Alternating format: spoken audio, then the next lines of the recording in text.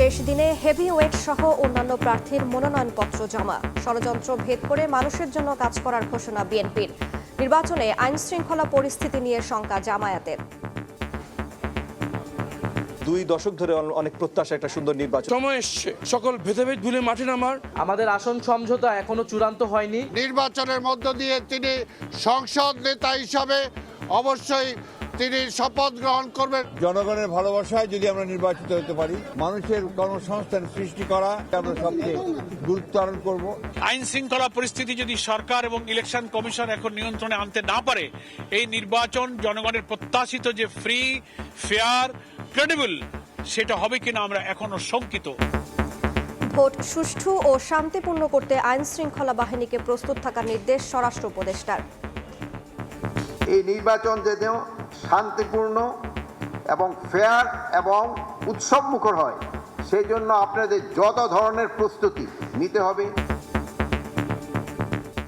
দেখছিলেন প্রধান শিরোনাম। রাতের সময়ের সঙ্গে আছি আমি রাইসা জান্নাত। এবার অন্যান্য শীর্ষ সংবাদ। 1.5 যুগ পর বিএনপির কেন্দ্রীয় কার্যালয়ে তারেক রহমান। ছোট ছোট কাজ দিয়ে হলেও নিজ নিজ অবস্থান থেকে দেশ গড়তে সবাইকে ভূমিকা রাখার আহ্বান। ওসমান হাদি হত্যার দ্রুত বিচারসহ 4 দাবিতে ফের শাহবাগে ইনকিলাব মঞ্চ। উত্তরায় সড়ক অবরোধ করে বিক্ষোভ। বরিশাল ও ব্রাহ্মণবাড়িয়ায় অবস্থান। নির্বাচনে কালো টাকা ঠেকাতে টাস্ক ফোর্স গঠন করছে দুদক। দুর্নীতিবাজদের ভোট না দিতে প্রচার চালানোর সিদ্ধান্ত। সব সংস্থার সমন্বিত উদ্যোগ চায় টিআইবি। ময়মনসিংহে রেল লাইনের 20 ফুট অংশ খুলে নিল দুর্বৃত্তরা। অগ্নিবীণা এক্সপ্রেসের ইঞ্জিন সহ 2টি বগি লাইনচ্যুত। প্রায় 12 ঘন্টা পর ট্রেন চলাচল শুরু। এবং পৌষের হাড় কাঁপানো শীতে জনজীবনে ছন্দপতন। হিম বাতাসের সঙ্গে ঝরছে কুয়াশা। বেড়েছে ছিন্নমূল মানুষের দুর্ভোগ। নৌপথে ফেরি চলাচল ব্যাহত।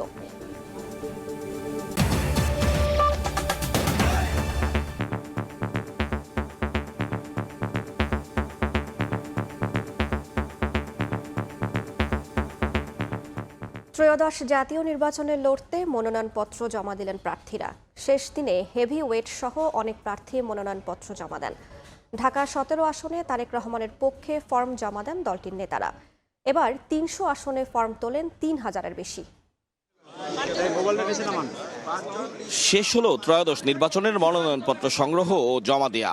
সোমবার সকাল থেকে রিটার্নিং কর্মকর্তা ও সহকারী রিটার্নিং কর্মকর্তার কার্যালয়ে ভিড় করেন মনোনয়ন প্রত্যাশীরা। 30 ডিসেম্বর থেকে 4 জানুয়ারি পর্যন্ত চলবে যাচাই বাছাই। সকলে মিলে ঐক্যবদ্ধভাবে আমরা বাংলাদেশে একটি সুন্দর নির্বাচন করতে পারবো। সারা বাংলাদেশের একটা সুন্দর ইনক্লুসিভ ভালো একটা নির্বাচন উপহার দিবে নির্বাচন কমিশন। আগামী দিনে গণতন্ত্র ফিরে পাবে জনগণ ভোটাধিকারের মধ্য দিয়ে, এবং আগামীতে দেশ পরিচালিত হবে, জনগণের সরকার প্রতিষ্ঠা হবে এবং গণতন্ত্র প্রতিষ্ঠা হবে। বিভাগীয় কমিশনারের কার্যালয়ে ঢাকা 17 আসনে বিএনপির ভারপ্রাপ্ত চেয়ারম্যান তারেক রহমানের মনোনয়নপত্র জমা দেন চেয়ারপারসনের উপদেষ্টা আব্দুস সালামের নেতৃত্বে 5 সদস্যের প্রতিনিধি দল। দীর্ঘ 17 বছর আমাদের যে নেতাকে তারা প্রবাস জীবনে বাধ্য করেছিল, নির্বাচনের মধ্য দিয়ে তিনি সংসদ নেতা হিসাবে অবশ্যই তিনি শপথ গ্রহণ করবেন। ঢাকা 14 আসনের মনোনয়নপত্র জমা দিয়েছেন ব্যারিস্টার আরমান। বিপ্লবী ওয়ার্কার্স পার্টির সাইফুল হক সহ হেভিওয়েট প্রার্থীরাও মনোনয়ন জমা দিয়েছেন। সময় এসছে সকল ভেদাভেদ ভুলে মাঠে নামার। আমাদের এবারের সংগ্রাম জুলাই সনদের আক্ষরিক বাস্তবায়নের সংগ্রাম। মানুষ সকল প্রতিকূলতা মোকাবেলা করে আগামী 12 ফেব্রুয়ারি আমরা বাংলাদেশের গণতান্ত্রিক অভিযাত্রার জন্য আমরা একটা মাইল ফলক আমরা তৈরি করতে পারবো। ইলেকশন কমিশন তাদের দায়িত্ব সঠিকভাবে পালন করবেন এবং আমরা জাতিকে, দেশবাসীকে তাদের অনেক প্রত্যাশার 2 দশক ধরে অনেক প্রত্যাশা একটা সুন্দর নির্বাচন দিতে সক্ষম হব। জামায়াতের সঙ্গে জোটবদ্ধ এনসিপি থেকে ঢাকা 8 আসনের প্রার্থী হলেন নাসির উদ্দিন পাটোয়ারি। ঢাকা 8 আসন জোটের প্রার্থী আমি এখানে হয়েছি। আশা করি এখানে যে চ্যালেঞ্জগুলো আছে আমি মোকাবেলা করতে পারবো। 21 জানুয়ারি প্রতীক বরাদ্দের পরই প্রার্থীরা প্রচারণা চালাতে পারবেন। প্রচারণা চলবে 10 ফেব্রুয়ারি পর্যন্ত। আর সারা দেশের 300 আসনে নির্বাচন ও গণভোট অনুষ্ঠিত হবে 12 ফেব্রুয়ারি। আওয়ামী লীগের নিবন্ধন স্থগিত থাকায় ত্রয়োদশ জাতীয় সংসদ নির্বাচনে অংশ নিতে পারছে না দলটি। আতাউর কাউসার, সময় সংবাদ, ঢাকা।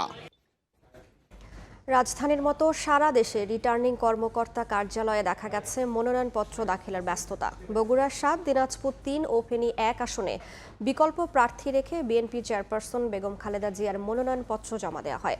ঠাকুরগাঁও ১ আসনে জয়ের ব্যাপারে আশাবাদী মির্জা ফখরুল ইসলাম আলমগীর। খুলনায় জামায়াতের সেক্রেটারি জেনারেল মিয়া গোলাম পরোয়ার বলেন, ১০ দলের আসন বণ্টনে চূড়ান্ত সিদ্ধান্ত জানানো হবে শিগগিরই। নির্বাচনে নিরাপত্তা নিয়েও শঙ্কা প্রকাশ করেন তিনি। ত্রয়োদশ জাতীয় নির্বাচনে লড়তে মনোনয়নপত্র জমা দেওয়ার শেষ দিনে রিটার্নিং কর্মকর্তার কার্যালয়ে নেতাকর্মীর ভিড়।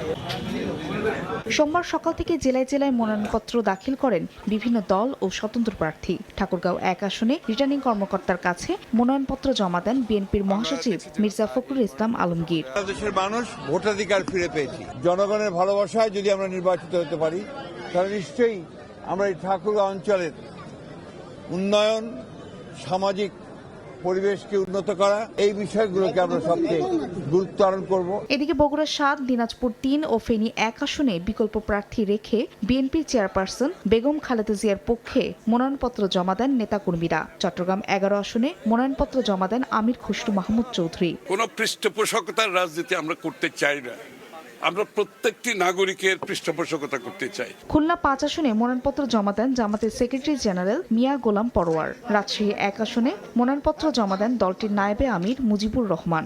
আইন শৃঙ্খলা পরিস্থিতি যদি সরকার এবং ইলেকশন কমিশন এখন নিয়ন্ত্রণে আনতে না পারে, এই নির্বাচন জনগণের প্রত্যাশিত যে ফ্রি, ফেয়ার, ক্রেডিবল সেটা হবে কিনা আমরা এখনো শঙ্কিত। এখন পর্যন্ত লেভেল প্লেইং ফিল্ড হয় নাই। আমরা এটা আশা করব প্রধান উপদেষ্টা এখনো সময় আছে লেভেল প্লেইং ফিল্ড তৈরি করার জন্য। পঞ্চগড় ১ আসনে এনসিপি নেতা সার্জিস আলম এবং কুমিল্লা ৪ আসনে হাসনাত আব্দুল্লাহ মনোনয়নপত্র জমা দেন। যারা ভালোর পক্ষে থাকবে, ন্যায়ের পক্ষে থাকবে, জনগণের পক্ষে থাকবে, তাদের সাথে আমরা কাঁধে কাঁধ মিলিয়ে কাজ করে যাব। ইনসাফের প্রতি আমাদের কমিটমেন্ট, দেশের প্রতি আমাদের কমিটমেন্টের মধ্য দিয়ে ওনার প্রত্যাহারের প্রতি আমরা আমাদের মর্যাদা অবশ্যই রাখবো। এছাড়া নোয়াখালী ১ আসনে বিএনপি মনোনীত প্রার্থী ব্যারিস্টার মাহবুব উদ্দিন খোকন, নোয়াখালী ৪ আসনে মোহাম্মদ শাহজাহান, চট্টগ্রাম ১০ ও চট্টগ্রাম ৬ সাইদ আল নোমান ও গোলাম আকবর খন্দকার সহ মনোনয়নপত্র জমা দেন আরও ৮ প্রার্থী। ফাহরিয়া ফারজানা, সময় সংবাদ। আগামী নির্বাচনে ৪৭টি আসনে প্রার্থী দিয়েছে জাতীয় নাগরিক পার্টি। তবে আসন সমঝোতা এখনো চূড়ান্ত হয়নি বলে জানিয়েছেন দলটির আহ্বায়ক নাহিদ ইসলাম। অন্যদিকে এনসিপির মুখপাত্রের দায়িত্ব নিচ্ছেন সাবেক উপদেষ্টা আসিফ মাহমুদ সজীব ভূঁইয়া, তবে অংশ নেবেন না নির্বাচনে। নির্বাচনে জামাত নেতৃত্বাধীন জোটে ৩০ আসন সমঝোতা হলেও ৪৭টি আসনে মনোনয়ন দিয়েছে জাতীয় নাগরিক পার্টি এনসিপি। সোমবার সংবাদ সম্মেলনে দলটির আহ্বায়ক নাহিদ ইসলাম জানান, মনোনয়ন দিলেও আসন সমঝোতা এখনও চূড়ান্ত করেনি এনসিপি। এ সময় সাবেক যুব ও ক্রীড়া উপদেষ্টা আসিফ মাহমুদ সজীব ভূঁইয়ার এনসিপিতে যোগদানের আনুষ্ঠানিক ঘোষণা দেন তিনি। বলেন, নির্বাচনে অংশ না নিয়ে প্রধান সমন্বয়কারীর দায়িত্ব পালন করবেন আসিফ মাহমুদ।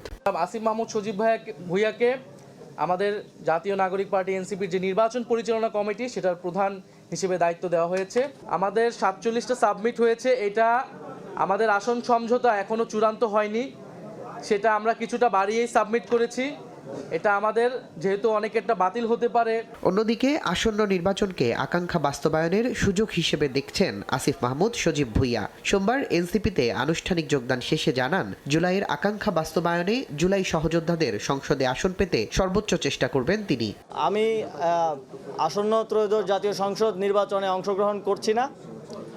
আমি মনে করি যে আমার একজনের সংসদে যাওয়ার থেকে আমাদের জুলাই গণঅভ্যুত্থানের সহযোদ্ধাদের আরও অসংখ্য সংখ্যায় সংসদে যাওয়ার ক্ষেত্রে যদি আমি অবদান রাখতে পারি, আমার দায়িত্ব যথাযথভাবে পালন করতে পারি, তাহলে এর থেকে বড় সাফল্য আর কিছু হতে পারে না।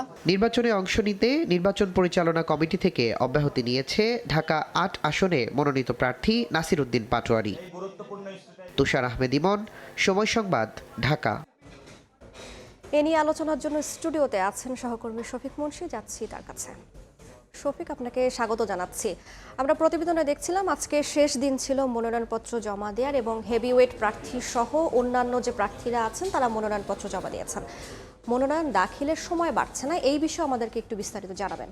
রাইজা, আপনাকে ধন্যবাদ। আপনি জানেন যে আগামী জাতীয় নির্বাচনকে কেন্দ্র করে অনেক সব দলগুলোর মধ্যেই কিন্তু বেশ একটা উচ্ছ্বাস উদ্দীপনা দেখা গেছে এবং বিশেষ করে আজ যেহেতু মনোনয়নপত্র দাখিলের শেষ দিন ছিল, আজ সারা দেশব্যাপী কিন্তু বিভিন্ন এলাকার যে প্রার্থীরা এবং যারা আগামী নির্বাচনে অংশ নিতে ইচ্ছুক তারা কিন্তু বেশ উচ্ছ্বাসের সাথে তারা মনোনয়ন জমা দিয়েছেন।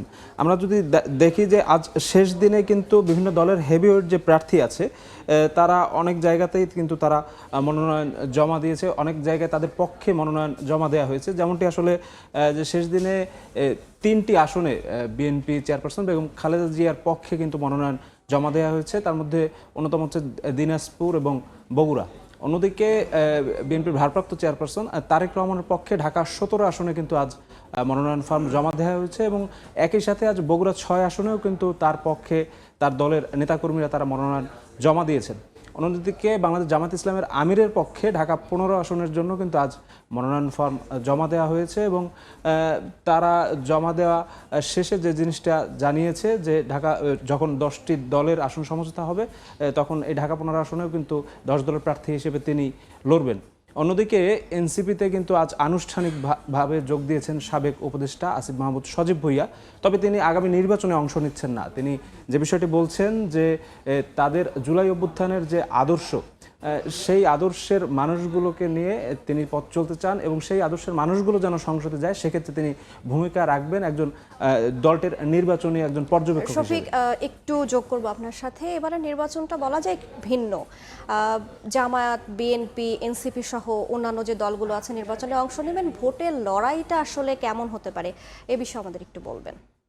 রাইসা, আপনি জানেন যে ইতোমধ্যে কিন্তু জামায়াত এবং এনসিপির একটি জোটবদ্ধ নির্বাচনের ঘোষণা চলে এসেছে এবং এই দুটি দলের সাথে আরও 8টি দল কিন্তু তারা রয়েছে এবং আজ জামায়াত আমিরের পক্ষে যখন ঢাকা 15 আসনে মনোনয়নপত্র জমা দেওয়া হয় তখন দলটির সহকারী সেক্রেটারি জেনারেল আব্দুল হালিম তিনি কিন্তু জানিয়েছেন যে এই 10 দলের জোটে আরও একটি দল যুক্ত হতে পারে এবং আমরা যদি দেখি যে এই ভোটের লড়াইকে কেন্দ্র করে বিএনপির পক্ষ থেকে বলা হচ্ছে যে সকল ষড়যন্ত্র ভেদ করে মানুষের জন্য কাজ করার ঘোষণা দিয়েছে বিএনপি এবং বিএনপি আগামী নির্বাচনে জয়লাভ করবে এমনটাই তার প্রত্যাশা। এবং অন্যদিকে নির্বাচনকে কেন্দ্র করে এখনও আইন শৃঙ্খলা পরিস্থিতি কিন্তু বলা যায় না যে সুযোগের জন্য সকল দলের জন্য সমতা হয়েছে এমনটা বলা যায় না। বিষয়টি কিন্তু মিয়া গোলাম পরোয়ার অর্থাৎ জামায়াতের যিনি সেক্রেটারি জেনারেল তিনি আজ খুলনায় তার মনোনয়ন দাখিলের সময় জানিয়েছেন।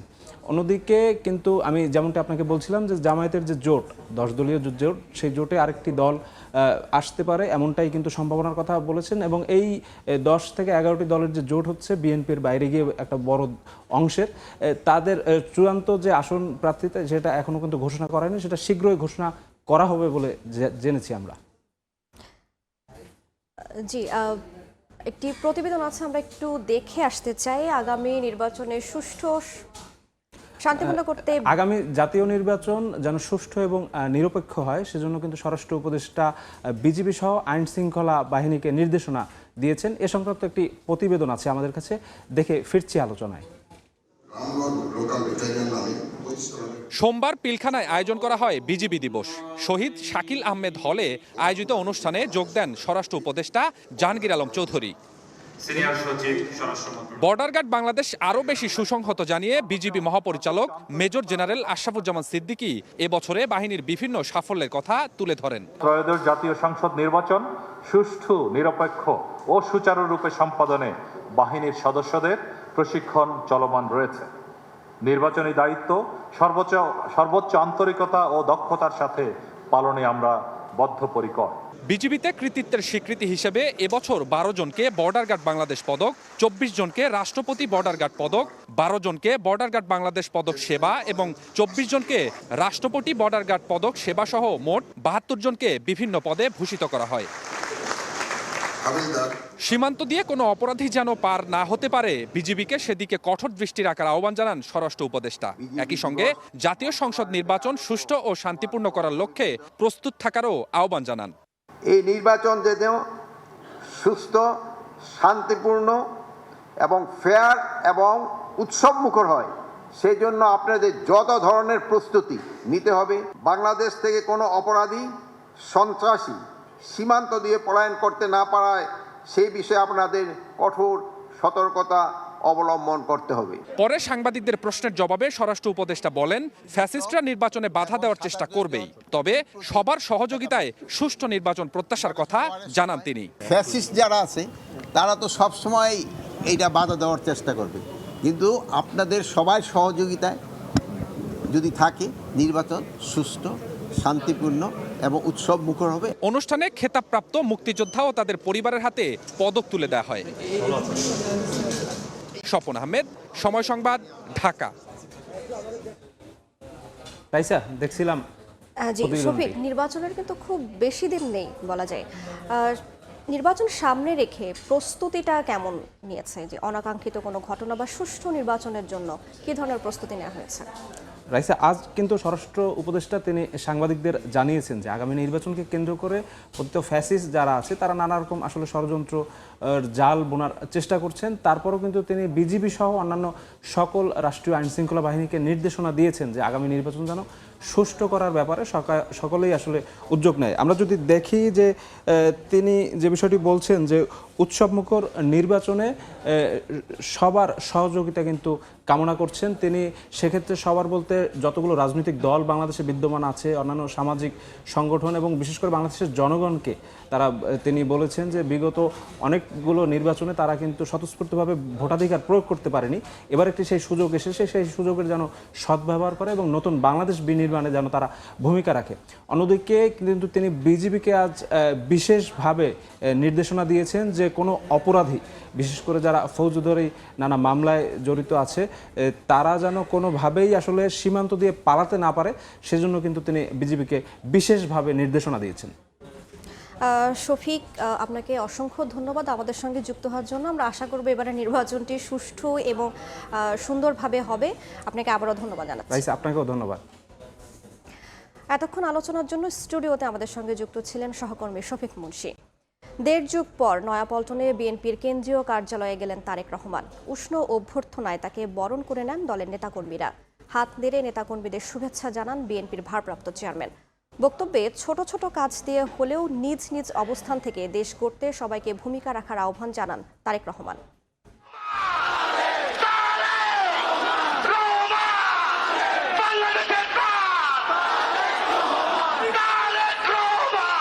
দেড় যুগেরও বেশি সময় পর নয়াপল্টনে বিএনপির কেন্দ্রীয় কার্যালয়ে দলটির ভারপ্রাপ্ত চেয়ারম্যান তারেক রহমান।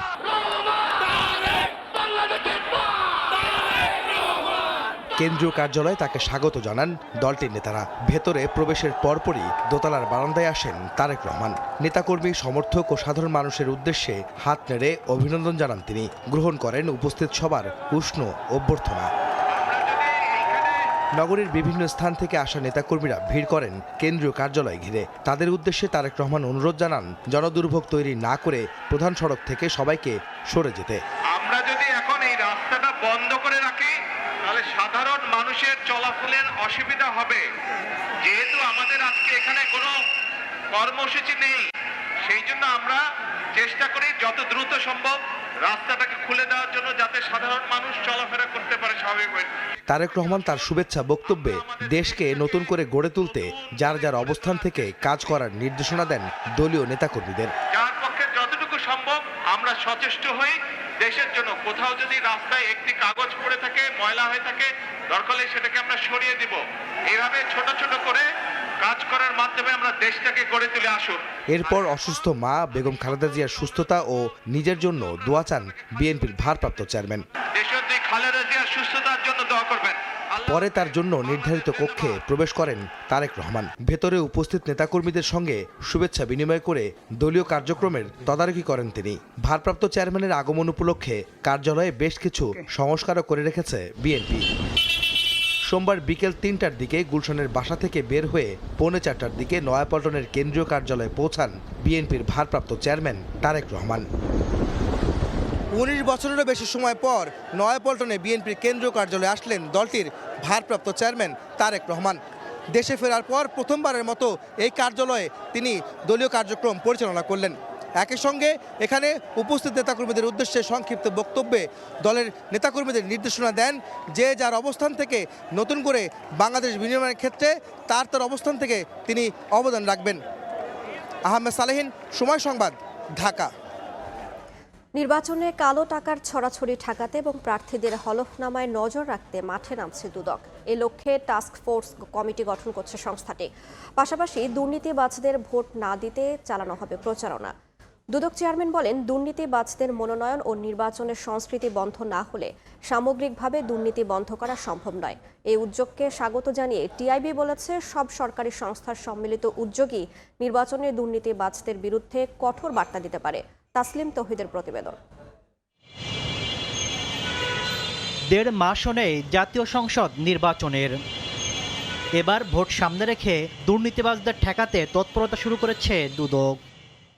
হলফনামায় তথ্য যাচাইয়ে নজরদারি ও কালো টাকার ছড়াছড়ি ঠেকাতে টাস্ক ফোর্স কমিটি গঠন এবং দুর্নীতিবাজদের ভোট না দেওয়ার আহ্বানে প্রচারণা চালানোর উদ্যোগ নিয়েছে দুদক।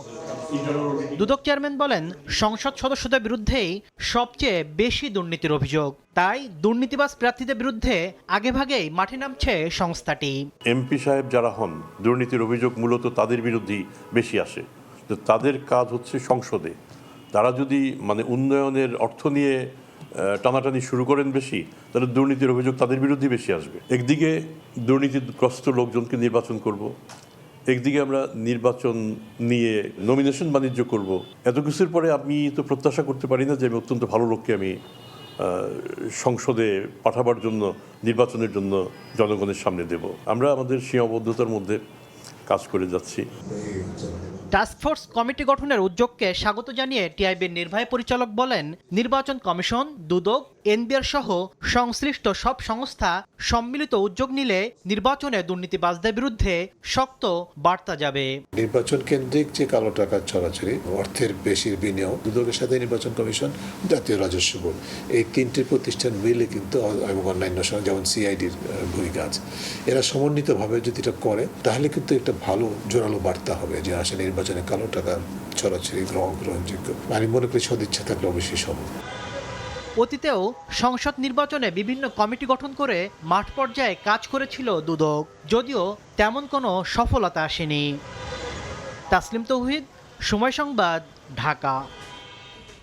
রাতের সময় আরও থাকছে, ঢাকা আন্তর্জাতিক বাণিজ্য মেলা শুরু হচ্ছে 1 জানুয়ারি। চলছে শেষ মুহূর্তের প্রস্তুতি। অনলাইনেও থাকছে টিকিট কেনার ব্যবস্থা। ওসমান হাদির খুনিদের বিচারের দাবিতে দুপুর থেকে শাহবাগ মোড় অবরোধ করে রাখেন ইনকিলাব মঞ্চ। এর আগে 4 দফা দাবি আদায়ের ঘোষণা দেয় সংগঠনটি। ইনকিলাব মঞ্চের সদস্য সচিব আব্দুল্লাহ আল জাবের বলেন, হাদির আবেগ বিক্রি করে তাদের কেউ নির্বাচন করবেন না ঢাকা 8 আসনে।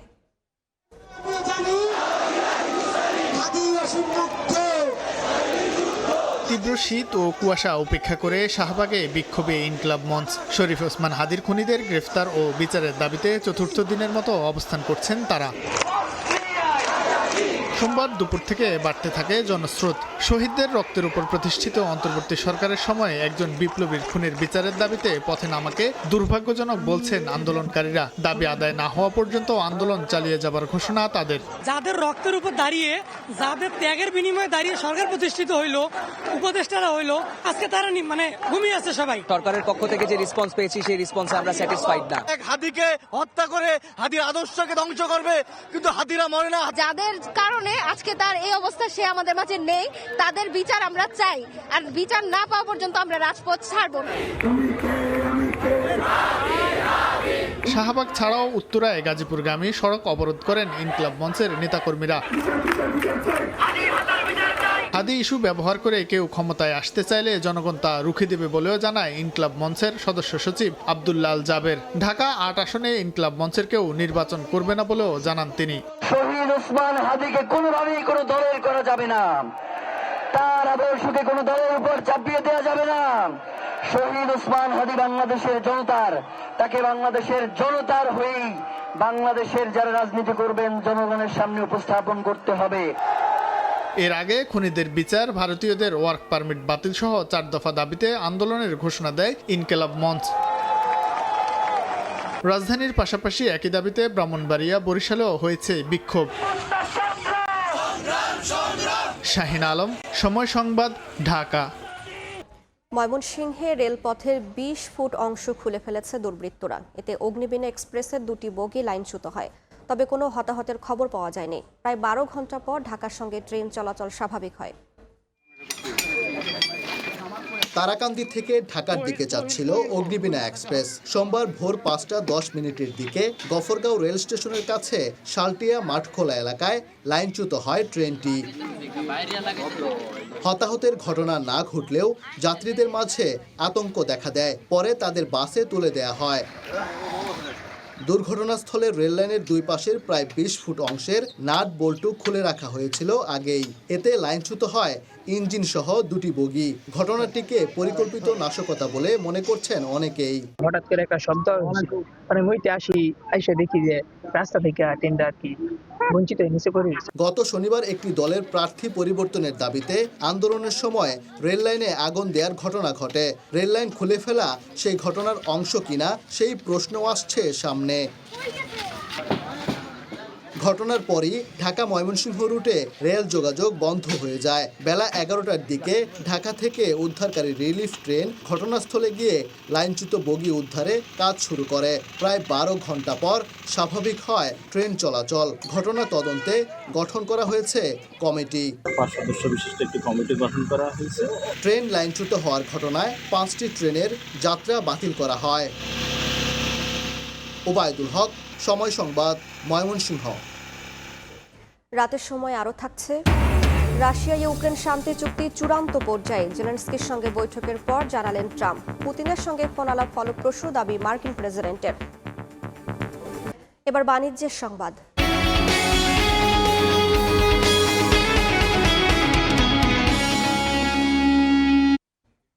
বাজারে দিন দিন বড় ব্রয়লার মুরগির চাহিদা বাড়ছে। ওজন 2 কেজির বেশি হলে মাংস 10% বেশির পাশাপাশি খামারিদেরও লাভের সুযোগ বাড়ে, এমন দাবি পোলট্রি খাতের শীর্ষ সংগঠন বিপিআইসিসির। এই অবস্থায় অন্তত 35 দিন পর্যন্ত ব্রয়লার পালন করার পরামর্শ প্রাণী সম্পদ অধিদপ্তরের। কামরুল হাসান সবুজের রিপোর্ট। ব্রয়লার মুরগি একটু বড় ওজনেরটা নেই, টেস্টও সাধারণত বেশি হয়ে থাকে বড়গুলো। 2 কেজি বা 2.5 কেজি যেগুলা, ওগুলা কাস্টমারের চাহিদা বেশি। ছোট 1 কেজি আলা যেটা, এটা কমে চলে। কেন বড় ব্রয়লার মুরগি কেনার দিকে ঝুঁকছেন ভোক্তারা, সেই ব্যাখ্যাও রয়েছে তাদের নিত্যদিনের খরচের খাতায়। বড় দেখে কেনার চেষ্টা করি যাতে মাংসটা একটু বেশি পাওয়া যায়। আমাদের কাছে ভালো লাগে, আর যার যার চয়েস এটা। এ খাতের শীর্ষ সংগঠন বিপিআইসিসির দাবি, 1 কেজি ওজনের ব্রয়লারে যে পরিমাণ খাবার উপযোগী মাংস পাওয়া যায়, ওজন 2 কেজি বা এর বেশি হলে মাংস মেলে 5 থেকে 10% বেশি। 1 কেজি যদি মাংস মুরগির ওজন হয়, তাহলে কিন্তু সে পাবে নারী ভুঁড়ি, তার ইন্টারনাল অর্গান যেগুলো আমাদের খাওয়ার উপযুক্ত না, সেইটা 40%। আর এই মুরগির ওজন যদি 2 কিলো প্লাস হয়, তাহলে তার অর্গানের ওজন হয়ে যাবে 30%, মিট হয়ে যাবে 70%। বেশি ওজনের ব্রয়লারের এবারের স্বাদ ও পুষ্টিগুণ বলছেন পোল্ট্রি খাত বিশেষজ্ঞরা। আমরা যদি বেশি ওজনের ব্রয়লার পালি, মায়োগ্লোবিন যোগ হয়, কানেকটিভ টিস্যু ডেভেলপ করে, এবং এগুলো কিন্তু আপনার ফ্লেভার এবং কালার দুটোতে কিন্তু ভূমিকা রাখে। দেশে একটা সময় কেজি ওজনের ব্রয়লারই বেশি বিক্রি হতো, বর্তমানে কিছুটা বাড়লেও 2 কেজি পার হচ্ছে কমই। এই অবস্থায় লাভজনক বিবেচনায় অন্তত 35 দিন ব্রয়লার পালনে খামারিদের পরামর্শ দিচ্ছে প্রাণী সম্পদ অধিদপ্তর। ব্রয়লারের মুরগির মাংসের যে গুণগত মান এবং খামারির লাভবান, এই 3টা বিষয়কে যদি আমরা বিবেচনায় নেই, তো 35 দিন পর্যন্ত খামারি ব্রয়লার লাভবানের সাথে লাভ হওয়ার সাথে লালন পালন করতে পারবে। বড় মুরগির মাংস ক্রয় ক্ষমতার মধ্যে রাখতে কেটে বিক্রির বাজার চালুর তাগিদ দিচ্ছেন খাত সংশ্লিষ্টরা। কামরুল হাসান সবুজ, সময় সংবাদ, ঢাকা। 40 বছর ধরে অসংখ্য খুশির মিছিলে ছিল আইডিএলসি, থাকবে আগামীতেও।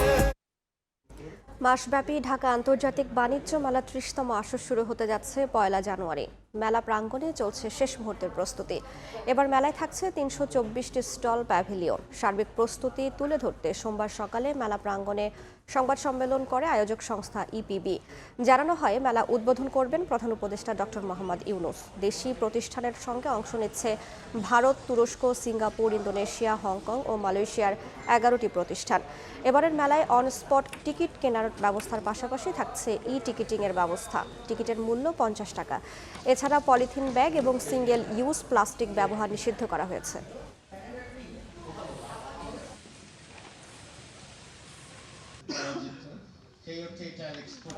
দেখছেন রাতের সময়, সঙ্গেই থাকুন।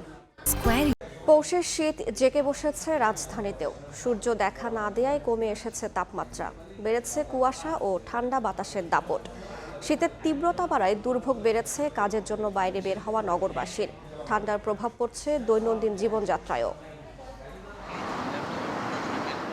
পৌষের শুরুতে তেমন বোঝা না গেলেও মাসের মাঝামাঝি এসে ঝেঁকে বসেছে শীত। এখন প্রকোপ টের পাচ্ছেন রাজধানীবাসীও। রোববার উঁকি দিলেও সোমবার মুখে দেখায়নি সূর্য। তাপমাত্রাও নেমে এসেছে 13 ডিগ্রিতে। কুয়াশার সঙ্গে বাতাস বাড়িয়ে দিচ্ছে শীতের অনুভূতি। অনেক শীত, এই শীতের কারণে হাত পা বাইর করতে পারি না এবং কাম করতেও পারি না। শিশির মতন রাত্রে কুয়াশা পড়ছে, ঠান্ডা যেমন সিটা বাতাস পানির মতন পড়ে এরকম পড়ছে। শীতের জন্য প্রতি বছর ওয়েট করি যে যখন শীত আসবে তখন আমি শীতটাকে ফিল করব। শিশু বাচ্চাদের নিয়ে চলাফেরা খুবই কষ্ট। কাজে বেরোনোর নগরবাসীর চ্যালেঞ্জ বাড়িয়েছে শীত। সামনে এসেছে গরম কাপড়ের অপর্যাপ্ততায় নিম্ন আয়ের মানুষের কষ্ট। বিভিন্ন জায়গায় দেখা গেছে আগুন জ্বালিয়ে উত্তাপ নেওয়ার চেষ্টা। গেছে বছরে এত ঠান্ডা পড়ে নেই, জ্যাকেট ছাড়াই আমরা ঘুরছি। এবার জ্যাকেট লাগানোর পরেও এত ঠান্ডা পড়তেছে, পুরা হিমশিম খাইয়া যাইতেছি। আগুন না জ্বালায়ও আমরা ফাইতেছি না। ঠান্ডা নাই, আবহাওয়া খারাপ, শীত খারাপ, সেই জন্য ড্রাইভ করা তো পসিবলই হচ্ছে না আর কি। তারপরও জীবনের তাগিদে আসলে চালাতে হচ্ছে আর কি। সরকারের উদ্যোগে যদি গরিবদের একটু গরম কাপড় টাপড় দেয়, রাস্তাঘাটে অনেক গরিব লোক, অসহায় মানুষ, তারা গরম কাপড় নাই, তাদের কষ্ট পাচ্ছে, সেটা সরকারিভাবে দেখা উচিত আমি মনে করি। আবহাওয়া অফিস বলছে শীতের তীব্রতা থাকবে আরও কয়েকদিন। বর্তমান পরিস্থিতিকে স্বাভাবিক বলছে সংস্থাটি। মূলত এই কুয়াশার জন্য শীতের তীব্রতাটা সারা দেশে এত বেশি মনে হচ্ছে। এখন পর্যন্ত যে অবস্থা দেখা যাচ্ছে, হয়তো আগামী আরো 2-3 থেকে 4 দিন এরকম অবস্থা বিরাজ করতে পারে। আবহাওয়া অফিস জানিয়েছে জানুয়ারিতে বাড়বে শীত, আসতে পারে বেশ কয়েকটি শৈত্যপ্রবাহ। আব্দুল্লাহ শাফি, সময় সংবাদ, ঢাকা। দেশের বাইরের খবর। কিছু বিষয়ে জটিলতা থাকলেও রাশিয়া ইউক্রেন শান্তি আলোচনা চূড়ান্ত পর্যায়ে রয়েছে বলে জানিয়েছেন মার্কিন প্রেসিডেন্ট ডোনাল্ড ট্রাম্প। ফ্লোরিডার মারে লাগোতে ইউক্রেনের প্রেসিডেন্ট ভলোদিমির জেলেনস্কির সঙ্গে বৈঠক শেষে ট্রাম্প কথা বলেন। বৈঠকের আগে রুশ প্রেসিডেন্ট ভ্লাদিমির পুতিনের সঙ্গে টেলিফোনে কথা বলেন মার্কিন প্রেসিডেন্ট। ফোনালাপকে অত্যন্ত ফলপ্রসূ উল্লেখ করে ট্রাম্প জানান যুদ্ধ বন্ধে আন্তরিক রাশিয়া। আর মস্কো বলছে দুই নেতা অস্থায়ী যুদ্ধবিরতির বদলে স্থায়ী শান্তি চুক্তির পক্ষে একমত হয়েছেন। রাশিয়া ইউক্রেন যুদ্ধ বন্ধে স্থানীয় সময় রোববার যুক্তরাষ্ট্রের ফ্লোরিডার মারে লাগো রিসোর্টে ইউক্রেনের প্রেসিডেন্ট ভলোদিমির জেলেনস্কির সঙ্গে বৈঠক করেন মার্কিন প্রেসিডেন্ট ডোনাল্ড ট্রাম্প। বৈঠকের পর সাংবাদিকদের ব্রিফিংয়ে ট্রাম্প জানান ইউক্রেন যুদ্ধের আলোচনায় উল্লেখযোগ্য অগ্রগতি হয়েছে, তবে ভূখণ্ড ছাড়ার বিষয়টি এখনও অমীমাংসিত রয়ে গেছে। কিয়েভের নিরাপত্তা নিশ্চয়তার বিষয়টি প্রায় শেষ দিকে বলেও জানান মার্কিন প্রেসিডেন্ট।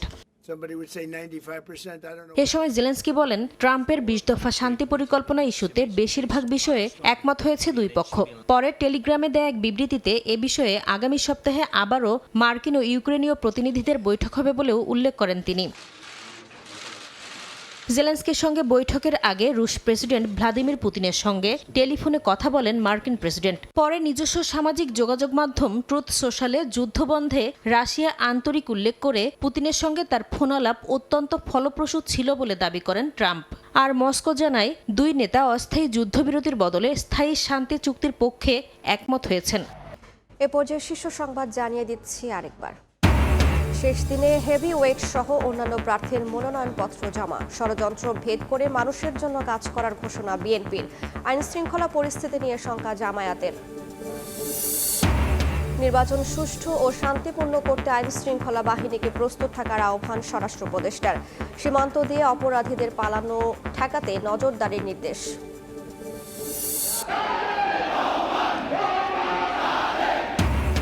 দেড় যুগ পর বিএনপির কেন্দ্রীয় কার্যালয়ে তারেক রহমান। ছোট ছোট কাজ দিয়ে হলেও নিজ নিজ অবস্থান থেকে দেশ গড়তে সবাইকে ভূমিকা রাখার আহ্বান।